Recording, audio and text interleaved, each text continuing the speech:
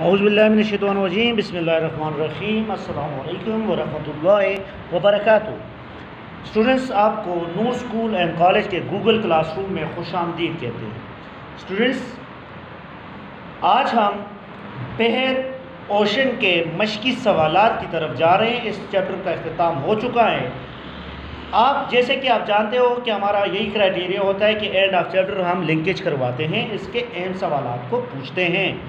तो आज के बहर के चैप्टर से जो इम्पोर्टेंट सवालात मैंने लिए हैं तो वो मैं आपसे पूछूंगा। क्राइटेरिया वही होगा कि हर सवाल के दौरान तकरीबन 5 सेकंड में ब्रेक करूंगा और उस 5 सेकंड में करेक्ट आंसर आप लोगों ने अपने माइंड में लेकर आना है और अपनी असलाह खुद करनी है।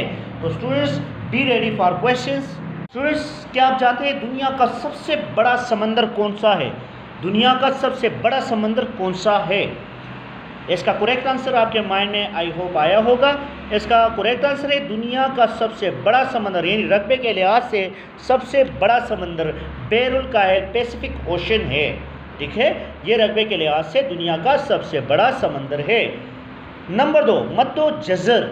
मद्दो जज़र आपको पता है समंदर में पैदा होने वाली लहरें हैं। तो स्टूडेंट, मद्दो जज़र की कितनी किस्में हैं? मद्दो जज़र की किस्में कितनी हैं ये लेक्चर में मैं आपको बता चुका हूँ। मद्दो जज़र कहते हैं किसको? सबसे पहले ये चीज़ भी आपके माइंड में मैं डालना चाहता हूँ। मद्दो जज़र पानी के बाकायदा उतार चढ़ाव को कहते हैं। अब मद्दो जज़र की 2 किस्में हैं। इसको इंग्लिश में टाइड कहते हैं। क्या कहते हैं? TIDE, टाइड, यानी टाइड कहते हैं। तो टाइड की कितनी किस्में हैं? यस, आपके माइंड में करेक्ट आंसर आया होगा। मद्दो जज़र की 2 अक़साम है। वो कौन कौन सी अक़साम है? मद्दे अकबर यानी कि बड़ी लहरें, मद्दे असगर छोटी लहरें, यानी कि मद्दे अकबर बड़ी लहरें और मध्य असगर छोटी लहरें, ये समंदर में पैदा होते हैं। मध्य अकबर तब पैदा होती है कि जब चौदहवीं का चांद होता है और ये समंदर की लहरों को अपनी तरफ अट्रैक्ट करता है। तो स्टूडेंट्स, चौदहवीं के चांद में मध्य अकबर पैदा होती है। जब क्रिसेंट मून होता है तो वहाँ पे मध्य असगर यानी छोटी लहरें होती है। तो अगला सवाल है स्टूडेंट आपकी तरफ, आबनाए स्वेज़ किस बहीरे को बेरे एमर से मिलाती है? उस बहीरे का नाम, बहीरा नहीं बेटा, बुहिरा। ठीक है, इसको प्रोनाउंस ठीक से करना है आपने। ये बुहिरा है। क्या है? बुहिरा, यानी अपनाए स्वेज़ किस बुहिरे को बुहिरे एमर से मिलाती है? आपको जैसे पता है कि बुहिरा बहर से रकबे में छोटा होता है। आप मुझे बताएं कौन से? यस, आपके माइंड में करेक्ट आंसर आया होगा। इसको हम कहते हैं बुहिरे रूम, यानी कि बुहिरे रूम को आपस में मिलाती है। नहर स्वेज़ बुहिरे एमर और बुहिरे रूम को आपस में मिलाती है। क्या करती है? ये आपस में इनको मिलाती है। अगला सवाल है, दुनिया के कितने फीसद हिस्से पर पानी है? अगर हम पानी की बात करें, ओशन तो 5 है। अगर ओवरऑल 100% ज़मीन है तो ज़मीन के कितने फीसद हिस्सा पानी पर मुश्तमिल है? यस, आपके माइंड में करेक्ट आंसर आया होगा। ज़मीन का तकरीबन 71% हिस्सा पानी पर मुश्तमिल है, यानी कि बाकी 29% हिस्सा खुश्की पर है और उस खुश्की को हमने फर्दर 7 हिस्सों में डिवाइड किया है, जिसको बरियाज़म कहते हैं।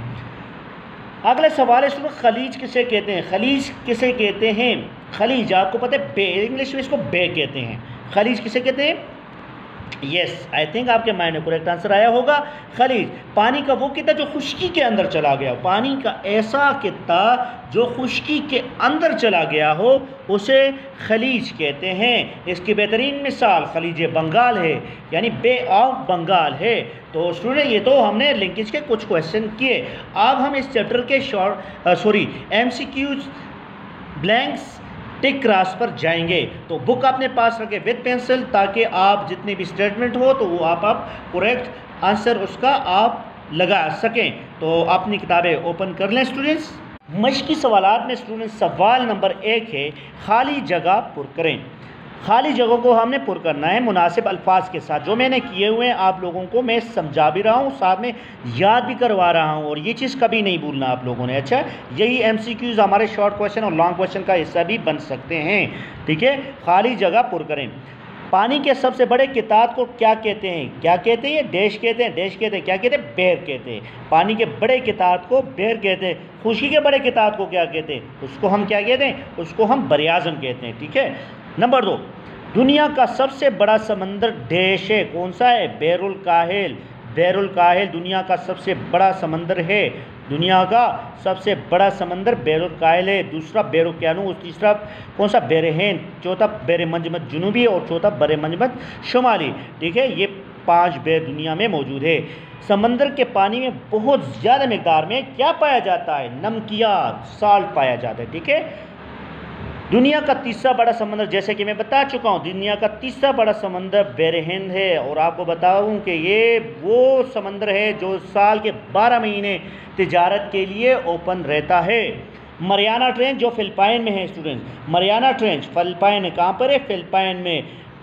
मरियाना ट्रेंच देश बेर में वाक़या है, बैरुकाइल में। और आपको ये भी बताऊं, मरियाना ट्रेंच बैरुकाइल की वो जगह जहाँ दुनिया की सबसे गहरी जगह कंसिडर की गई है। ये कहाँ पर है? फिलिपाइन में। फिलिपाइन में मरियाना ट्रेंच बैरुकाइल में वाक़या है और ये दुनिया की सबसे ज़्यादा गहरी जगह है। इसकी गहराई तकरीबन 110 किलोमीटर है, 110 किलोमीटर गहरी है। सही जवाब का इंतखाब करना है आप लोगों ने। दुनिया में देश समंदर है 2, 3, 4, 5, 2, 3, 5, 7, क्या है करेक्ट? 5। दुनिया में कितने समंदर है? 5 समंदर है। बर्फ़ के तोदे का 10% हिस्सा पानी की सतह पर नजर आता है। कितने फीसद? 8%, 10%, 12% और 14%। क्या है? 10%। 10% को कहते क्या है? इसको आइसबर्ग कहते हैं। ये आइसबर्ग समंदर में घूमते रहते हैं। मुख्तलिफ किस्म के आइसबर्ग समंदर में क्या करते हैं? घूमते रहते हैं ग्लेशियर्स की शक्ल में। अच्छा, इसका सिर्फ 10% हिस्सा दिखाई देता है, सतह पर नज़र आता है, बाकी 90% हिस्सा इसका ज़ेरे समंदर होता है। अच्छा जी, बर्फ़ के बड़े तोदे, सॉरी, एक फीतम कहते हैं समंदर को गहराई को नापने के लिए जो स्केल इस्तेमाल होता है उसको फीटम कहते हैं। और एक फीतम 1.5 फुट के बराबर होता है। 5, 6, 7, 8, एक फीतम किसके बराबर होता है? 6 फुट के बराबर होता है एक फीतम। स्टूडेंट, इसके साथ साथ बहरे देश का पानी बहुत कारा है। कारा यानी कि उसमें डेंसिटी काफ़ी, कसाफत काफ़ी ज़्यादा है। अरब एमर रूम मरदार यानी डेड सी, इसको हम कहते हैं बहरे मरदार का पानी बहुत कारा है। इसको डेड सी, क्योंकि नमकियात ज़्यादा होने की वजह से इसमें कोई भी चीज़ जिंदा नहीं रह सकती, इसको इसलिए डेड सी कहते हैं, यानी बहरे मरदार कहते हैं। इसके साथ साथ पाकिस्तान कहाँ पर वाक़? सॉरी, पाकिस्तान देश के किनारे पर वाक़ है। बहरे अरब, बहरे एमर, बहरे रूम या बहरे कुल्ज़म, you know very well about. बहरे अरब के किनारे पर पाकिस्तान वाक़या है। कहाँ पर वाक़ है? बहरे अरब के किनारे पर पाकिस्तान वाक़या है। स्टूडेंट्स, अगले सवाल पे जाते हैं। गलत और सही स्टेटमेंट की निशानदेही करनी है आप लोगों ने। तो स्टूडेंट, पहला स्टेटमेंट है बैरुकानूस का बेशतर हिस्सा मुंजमद है। इसको क्रॉस कर लें, क्योंकि बैर मंजमद का अक्सर हिस्सा मुंजमद नहीं है। ठीक है, इसका कोई भी हिस्सा मुंजमद नहीं है, बल्कि इसमें ग्लेशियर घूमते रहते हैं। अगर हम मुंजमद समंदरों की बात करें, बैर मंजमद शुमारी यानी आर्टिक सर्कल और एंटार्क्टिक सर्कल, ये दो ऐसे समंदर है जो बर्फ़ से साल के 12 महीने मुंजमद रहता है। नंबर 2, बैरुकाइल का पानी पुरसकून है। ये स्टेटमेंट ठीक है, यानी कि बैरुकाइल का पानी हमेशा पुरसकून रहता है, इसमें चीखें नहीं होती, बल्कि यानी शोर नहीं मचाती। अगर इसके मुकाबले बैरुकानूस की बात करें तो उसमें कई किलोमीटर लहरें ऊपर उठ जाती है, काफ़ी शोर मचाती है। तो इसका पानी काफ़ी ज़्यादा पुरसकून होता है और आवाज़ भी नहीं होती इसकी। बैर मंजमद शुमाली का पानी गर्म है, ये स्टेटमेंट गलत है। बैर मंजमद से मुराद नुक्ते जमा 0 डिग्री सेंटीग्रेड का पानी गर्म हो सकता है? नहीं। हम क्या कहेंगे कि बैर हिंद का पानी, यानी बैर हिंद का पानी गर्म, बेशतर पानी का हिस्सा जो है गर्म है। ठीक है, तो बैर मंजमद शुमाली के पानी गर्म नहीं, ये स्टेटमेंट गलत कर लें। आबनाए सुएज़ बहरे रूम को देश बहरे अहमर से मिलाती है, ये स्टेटमेंट बिल्कुल ठीक है, यानी आबनाए सुएज़ बहरे रूम को बहरे अहमर से मिलाती है। गाल बे चौड़ा होता है, ये स्टेटमेंट भी ठीक है, यानी गल बे से काफ़ी चौड़ा होता है। आगे स्टूडेंट आता है सवाल, मुख्तसर सवालात। हर तरफ से पानी से गिरे हुए खुशकी के टुकड़े को क्या कहते हैं? नंबर 2, बेर और बहीरे में क्या फ़र्क है? नंबर 3, आबनाए जबल तारिक यानी जिब्राल्टर किस बेर को बेरे रूम से मिलाती है? दुनिया के कितने हिस्से पर पानी है? मद और जज़र की तारीफ़ करें। तफसीली सवालात में 3 सवालात हमारे सामने हैं।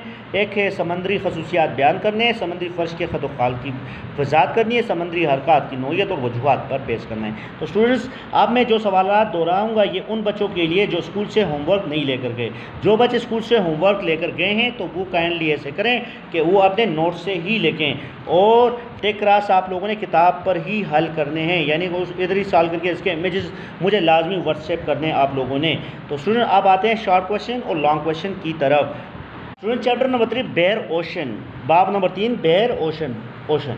सवालात, हर तरफ से खुश्की से यानी कि पानी से घिरा हुआ यानी कि चारों तरफ अगर पानी हो तो खुश्की के टुकड़े को क्या कहते हैं? हर तरफ से पानी में घिरे हुए खुश्की के टुकड़े को जजीरा कहते हैं। क्या कहते हैं? हर तरफ पानी से घिरे हुए खुश्की के टुकड़े को जजीरा कहते हैं। जजीरा किसे कहते हैं? पानी से घिरे हुए खुश्की के टुकड़े को जजीरा कहते हैं। साथ में याद भी करें आप।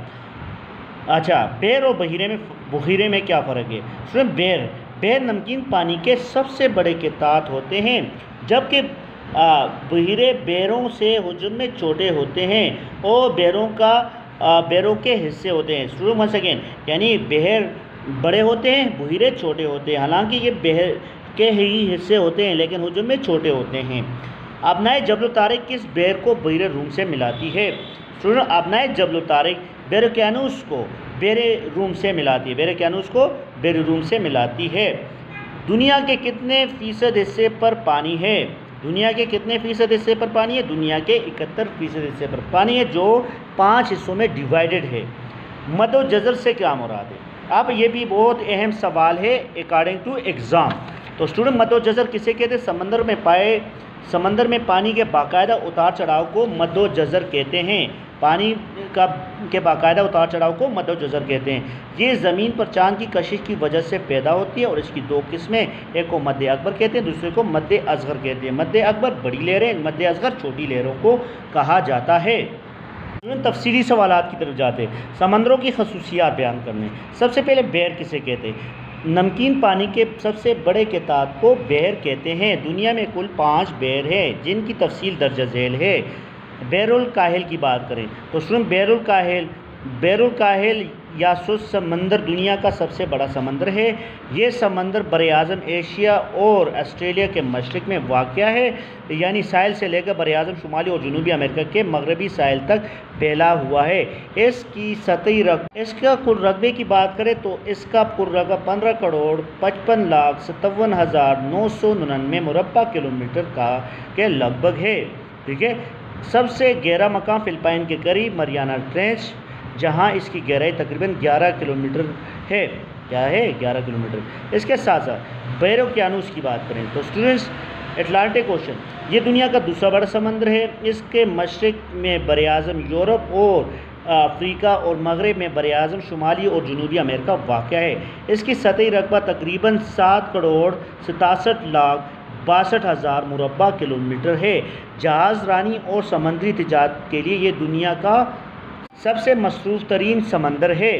बहरे हिंद इंडियन ओशन की बात करें, ये दुनिया का तीसरा बड़ा समंदर है। ये बरआज़म एशिया के जनूब से बहरे मंजमद जनूबी तक फैला हुआ है। इसकी सतही रकबे की बात करें तो स्टूडेंट्स तकरीबन 6,85,56,000 मुरब्बा किलोमीटर है। ये समंदर जहाज़ रानी के लिए सारा साल खुला रहता है।